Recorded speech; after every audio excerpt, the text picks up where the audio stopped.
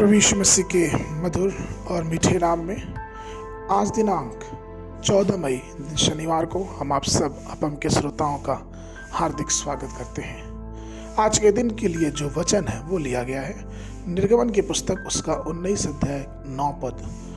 वचन कहता है, तब यहोवा ने मूसा से कहा, सुन, बादल के अंधियारे में होकर तेरे पास आता हूँ, इसलिए कि जब मैं तुझसे बातें करूं तब वे लोग सुने और सदा तेरी प्रतीति करें। और मूसा ने यहोवा से लोगों की बातों का वर्णन किया। प्रभु मेरे प्रिय लोगों, एक वरदान है जो घने बादल से भी निकलता है, या फिर यूं कहें कि अंधेरे की गहराई से भी एक आशीर्वाद मिलता है। अंधेरी और उदासी परिस्थितियां भी वह प्रकाश की किरण हमारे सामने ला सकती हैं। वास्तव में यह वही है जिसने अंधकार में डूबी हुई दुनिया को प्रकाशन करके सूरज, चांद और सितारों को बनाया।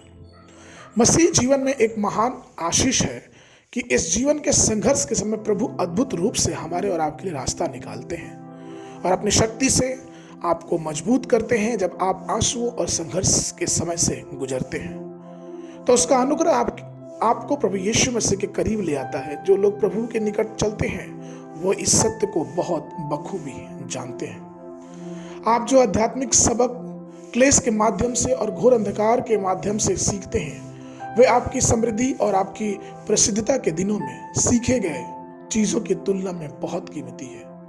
मूसा को दिए गए यहोवा के वचन को याद रखें कि जब परमेश्वर ने मूसा से कहा, सुन, मैं बादल के अंधियारे में होकर तेरे पास आता हूं, अर्थात हमें और आपको कल्पना करना है कि परमेश्वर किस प्रकार से घने बादल अंधकार में भी प्रकट हो सकता है। और जब वो प्रकट होता है तो वचन कहता है कि वो ज्योति है, तब एक बहुत बड़ी बिजली चमकती होगी और गरज के साथ तूफान आता होगा और काले स्थित बादल में हर प्रकार का प्रकाश, हर प्रकार की उजाला वहां पे घिरा होगा।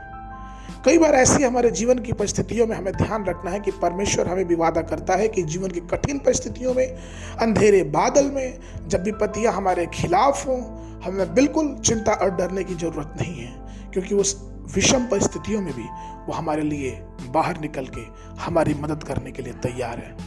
रिचर्ड आब्राट प्रभु के जो एक सेवक थे जिन्होंने 14 वर्षों की जेल की सजा काटी थी, उसे असहनीय कष्टों से गुजरना पड़ा और प्रभु पर विश्वास करने के लिए उनके साथ बहुत क्रूरता से लोगों ने उनको सताया। बाद में परमेश्वर के हाथ से उन्हें बहुत प्यार और बहुत आराम मिला और उन्होंने इस प्रकार से कहा कि जब वो जेल में अधिकारियों और लोगों के द्वारा पीड़ित किए जाते थे, पीटे जाते थे, मारे जाते थे, उस क्लेश के समय जिस प्रकार से प्रभु ने उन्हें प्यार किया, वह उस प्यार की तुलना किसी भी माध्यम से नहीं कर सकते। अर्थात उस अंधकार से भरे हुए जीवन में एक ज्योति बन के प्रकट होते थे प्रभु यीशु मसीह, एक आराम की ज्योति जो उन्हें संतावना देते थे, जो उन्हें संभालते थे।